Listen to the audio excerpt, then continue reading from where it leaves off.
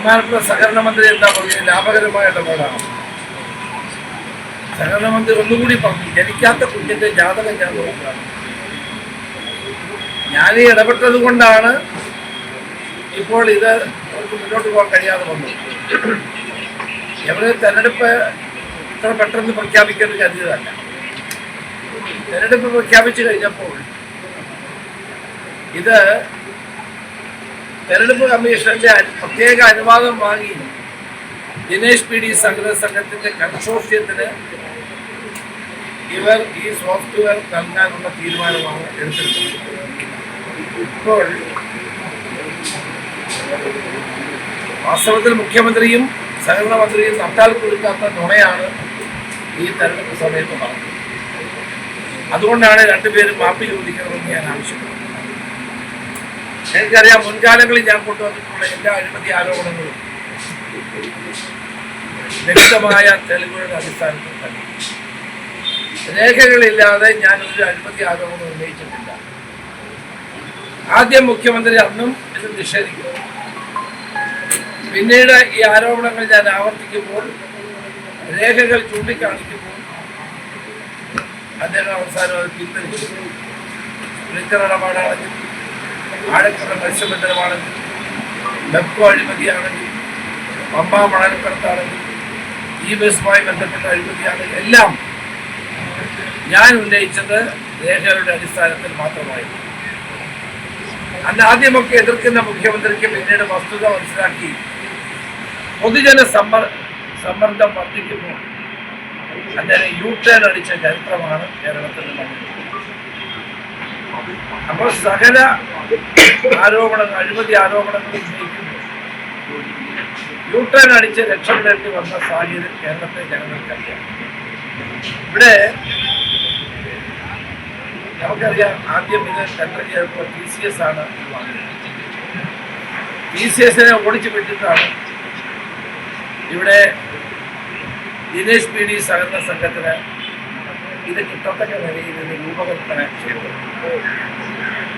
ഏറ്റവും കുറഞ്ഞു കോട്ട് ചെയ്ത കമ്പനിയേക്കാൾ 4 ഇരട്ടി തുക കോട്ട് ചെയ്ത CPM നിയന്ത്രണത്തിലുള്ള ദിനേശ് പി ഡി സഹകരണ സംഘത്തിന്റെ കൺസോർഷ്യത്തിന് അനധികൃതമായി നൽകാനുള്ള നീക്കമായിരുന്നു. നമ്മൾ ആലോചിച്ച് നോക്കാം, TCS പോലുള്ള കമ്പനി ഒഴിവാക്കിയിട്ടാണ് ദിനേശ് പി ഡി സഹകരണ സംഘത്തിന് ഒരു കൺസോർഷ്യം 3-4 ഈ മേഖലയിൽ പരിചയമുള്ള സംസ്ഥാനങ്ങളെ കൂടി ചേർത്താണ് കൺസോർഷ്യം ഉണ്ടാക്കുന്നത്. അങ്ങനെ ഉണ്ടാക്കുന്നതിനാണ് ഇവര് 4 ഇരട്ടി തുക കൊടുത്ത് ഇത് അവർക്ക് നൽകാനുള്ള നീക്കമാണ്. സംസ്ഥാനത്ത് നിലവിൽ 1612 സഹകരണ സ്ഥാപനങ്ങളാണ് നിലവിൽ. അതിൽ തന്നെ 4415 ബ്രാഞ്ചുകളാണ് ഉള്ളത്. ഈ എല്ലാ ബ്രാഞ്ചുകളെയും സോഫ്റ്റ്വെയറിലൂടെ ബന്ധിപ്പിക്കാനുള്ള നീക്കമാണ് കേരളത്തിൽ നടന്നത്. അപ്പോൾ പുതിയ സോഫ്റ്റ്വെയർ സ്ഥാപിക്കാനുള്ള നീക്കത്തിൽ ദിനേശ് പി ഡി സഹകരണ സംഘമാണ് ഏറ്റവും ഉയർന്ന തുക കൂട്ടിയത്. മലബാർ ഇൻഫർമേഷൻ ടെക് എന്ന് പറയുന്ന ടെക്നോളജി എന്ന് പറയുന്ന കമ്പനി ഇതിൽ ഏറ്റവും കുറഞ്ഞ തുക കൂട്ടിയത് കമ്പനി. അവർക്ക് കിട്ടാത്തപ്പോൾ അവരാണ് മലബാർ ഇൻഫർമേഷൻ ടെക്നോളജി എന്ന കമ്പനിയാണ് കോടതിയിൽ 4415 ബാങ്ക് ബ്രാഞ്ചുകൾക്ക് സോഫ്റ്റ്വെയർ സ്ഥാപിക്കുന്നതിന് ടെൻഡർ ക്ഷണിച്ചപ്പോൾ ദിനേശ് പി ഡി സഹകരണ സംഘം സമർപ്പിച്ചത് 280 ശാഖകളിൽ സോഫ്റ്റ്വെയർ സ്ഥാപിക്കുന്നതിന് 49 കോടി രൂപയുടെ ബില്ലാണ്. അതേസമയം മലബാർ ഇൻഫർമേഷൻ ടെക്നോളജി ലിക്കോ നൽകിയത് 4415 ബ്രാഞ്ചുകളിലേക്ക് ആകെ 230 കോടിക്ക് ചെയ്യാൻ സാധിക്കും. അപ്പോൾ ദിനേശ് പി ഡി സഹകരണ സംഘം സമർപ്പിച്ച ബില്ല് അനുസരിച്ച് ഒരു ശാഖയിൽ പുതിയ സോഫ്റ്റ്വെയർ തയ്യാറാക്കുന്നതിന് 17.8 ലക്ഷം രൂപയാണ്. അവിടെയാണ് ഇതിൻ്റെ കള്ളക്കല്ല്. അപ്പോൾ നമുക്ക് കാണാൻ കഴിയുന്നത് മലബാർ ഇൻഫർമേഷൻ ടെക്നോളജി എന്ന കമ്പനി 4415 ശാഖകൾ സ്ഥാപിക്കാൻ നൽകിയ വെച്ച് നോക്കുമ്പോൾ ഒരു ശാഖയ്ക്ക് 5.24 രൂപയാണ്. അതായത് 4415 ബ്രാഞ്ചുകളിൽ മലബാർ ഇൻഫർമേഷൻ ടെക്നോളജി സോഫ്റ്റ്വെയർ സ്ഥാപിക്കുമ്പോൾ ആകെ ചെലവ് 230. അതേസമയം സർക്കാർ ഇതിൻ്റെ കോൺട്രാക്ട് സമ്മാനിക്കാൻ പോകുന്ന ദിനേശ് പി ഡി സഹകരണ സംഘത്തിന് ഇത്രയും ഇടങ്ങളിൽ സോഫ്റ്റ്വെയർ സ്ഥാപിക്കുമ്പോൾ ഏതാണ്ട് 785 കോടിയിലധികം രൂപ. നിങ്ങൾ നോക്കുക എത്ര വലിയ അഴിമതിയാണ്. 231 കോടിക്ക് ചെയ്യാൻ കഴിയുന്ന ഒരു വർക്ക് 785.5 കോടിക്ക് ചെയ്യണം. ഇതാണ് അതിന്റെ ക്രക്സ്. ചിലർ പറയുന്നത് ഏതാണ്ട് ഇത് കൂടും, 700 കോടി രൂപയുടെ വെട്ടിപ്പാണ് നടക്കുന്നതെന്ന് പറയുന്നത്. അപ്പോൾ മുഖ്യമന്ത്രി പറഞ്ഞത് എന്താണ്? ഈ ദിനേശ് പി ഡി സഹകരണ സംഘത്തിന് ഇത് കൊടുത്താൽ അത് ലാഭകരമായിരിക്കും. എന്ത് ലാഭമാണ് ഉണ്ടാകുന്നത്? നട്ടാൽ കുറിക്കാത്ത നുണ മുഖ്യമന്ത്രി ആവർത്തിച്ച് പറയുക. ഭരണത്തിന്റെ അവസാന നാളുകളിൽ വൻ അഴിമതി നടത്താനാണ് നീക്കം. ഏതാണ്ട് 700 കോടി രൂപയുടെ വരുമെന്നാണ് എല്ലാവരും പറഞ്ഞത്. ഞങ്ങളൊരു 550 കോടി എന്ന് പറഞ്ഞാൽ 700 കോടിയിലധികം രൂപയുടെ അഴിമതിയാണ് ഈ ഇതിലൂടെ. സഹകരണ മന്ത്രി ജനിക്കാത്ത കുഞ്ഞിന്റെ ജാതകം വെച്ചാൽ കോൺട്രാക്ട് കൊടുത്തില്ല, കരാർ ഒപ്പിട്ടില്ല. ഞാൻ ഈ ഇഷ്യൂ ഉന്നയിച്ചില്ലായിരുന്നെങ്കിൽ ഇവര് ഇലക്ഷൻ കമ്മീഷൻ അനുവാദം നാടിനെ കൊള്ളയടിക്കുന്ന ഒരു ഭരണമാണ്. അഴിമതി കെടുകാര്യസ്ഥതയുമാണ് ഇവരുടെ മുഖമുദ്ര. ഇവർ ഈ കൊള്ളത്തരം മുഴുവൻ കാണിച്ച് ആളുകളെ പറ്റിക്കുക. ഏതായാലും ഞാൻ ബഹുമാനപ്പെട്ട കേരള ഹൈക്കോടതി ഇത് സ്റ്റേ ചെയ്ത് ഞാൻ സ്വാഗതം ചെയ്യുന്നു. ഇനി ഒരടി ഇവർക്ക് മുന്നോട്ട് പോകാൻ കഴിയില്ല. ഈ തട്ടിപ്പ് നടത്താൻ മുൻകൈയെടുത്ത മുഴുവൻ ഉദ്യോഗസ്ഥന്മാരുടെ പേരിൽ UDF ഗവൺമെന്റ് അധികാരത്തിൽ വന്നാൽ നടപടിയുണ്ടാകും. ഒരു സംശയം. UDF അനുകൂലമായ ഒരു വലിയ തരംഗം കേരളത്തിൽ ആഞ്ഞു വീശുകയാണ്. എല്ലായിടത്തും UDF അനുകൂലമായി ജനങ്ങൾ സംസാരിക്കും. തെരഞ്ഞെടുപ്പിന്റെ അവസാന ഘട്ടമാകുമ്പോൾ UDF അനുകൂലമായ ജനവികാരം ശക്തമാകും. UDF 100 സീറ്റിലേറെ നേടി വരികയാണ്.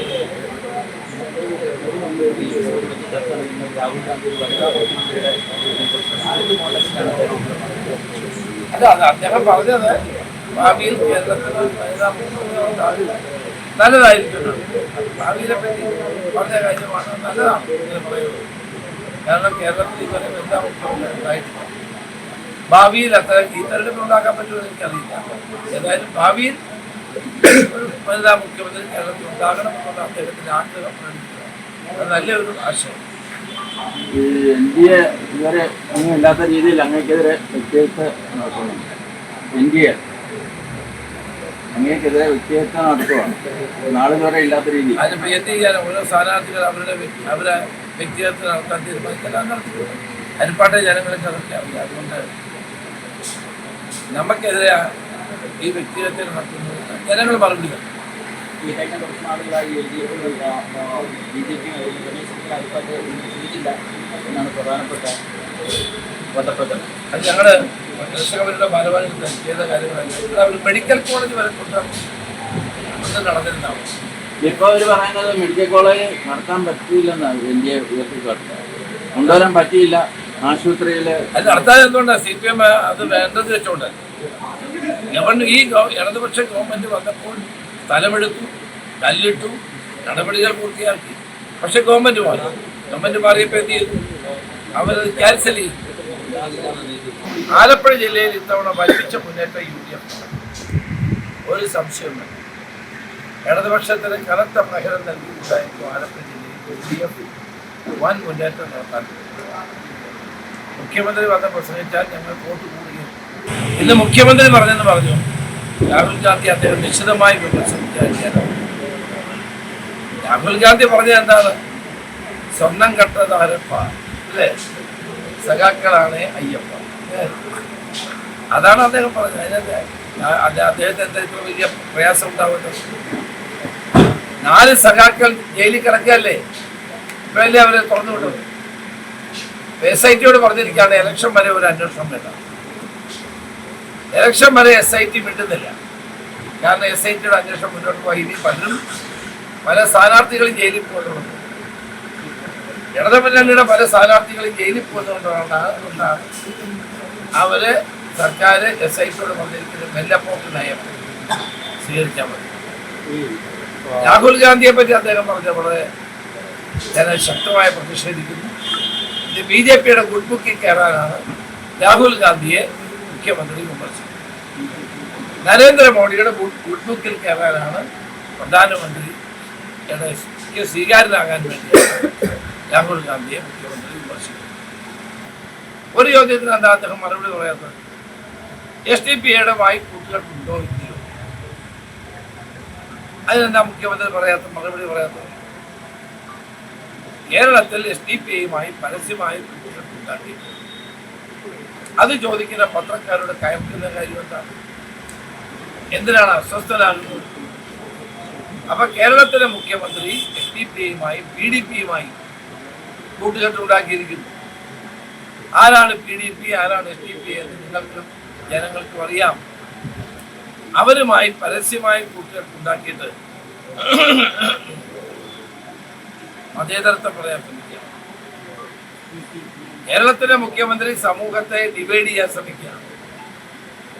കേരളത്തെ ജനങ്ങളെ ഭിന്നിപ്പിക്കാൻ വർഗീയ ആളെ കത്തിച്ച് ഭിന്നിപ്പിക്കാൻ ശ്രമിക്കുകയാണ്. പക്ഷെ ഇതുകൊണ്ടൊന്നും ഇത്തവണ തുടർഭരണത്തെ പറ്റി അദ്ദേഹം ചിന്തിക്കേണ്ട. തുടർഭരണം ഉണ്ടാകാൻ പോകുന്നില്ല. ജനങ്ങൾ UDFനെ അധികാരത്തിൽ കൊണ്ടുവരണം.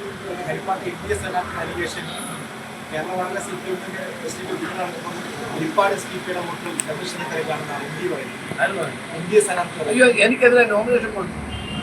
അയാളുടെ നോമിനേഷൻ തള്ളിപ്പോയപ്പോ ആ എതിർത്ത ആരാണോ BJP CPM SDPIയുടെ സ്ഥാനാർത്ഥിയെ നോമിനേഷൻ കൊടുത്തിരുന്നു. ഇവിടെ കഴിഞ്ഞ തവണ മത്സരിച്ചു. കഴിഞ്ഞ തവണ ഹരിപ്പാട് SDPI 500 ഉണ്ട്. അവർ മത്സരിച്ചു. ഇതാണ് വീണ്ടും നോമിനേഷൻ കൊടുത്തു. അതെ, നോമിനേഷൻ തള്ളി. ഇത് ഹരിപ്പാട് മാത്രമാണ് നോമിനേഷൻ കൊടുത്തത്. SDPI ആ നോമിനേഷൻ തള്ളിക്കളഞ്ഞു. തള്ളിയത് എന്തുകൊണ്ടാണ്? നോമിനേഷൻ ഭരണാധികാരിക്ക് ബോധ്യപ്പെട്ടു തള്ളിക്കളഞ്ഞു. എന്നാൽ തള്ളിയതിനെതിരെ ഏറ്റവും വലിയ പോരാട്ടം നടത്തിയത് BJP CPM. ആരാണ് ഇതിന്റെ പിന്നിൽ? എനിക്ക് അവർ നിൽക്കണമെന്ന് തന്നെയാണ്. 500 കോടി പിടിക്കണമെന്നാണ്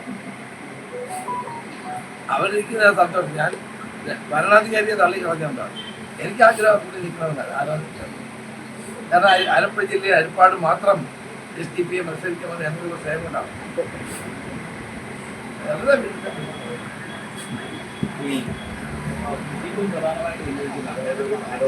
വയനാടുമായി ബന്ധപ്പെട്ടാണ് തിരിച്ച തുക എന്തെടുക്കുമെന്നുള്ളതാണ്.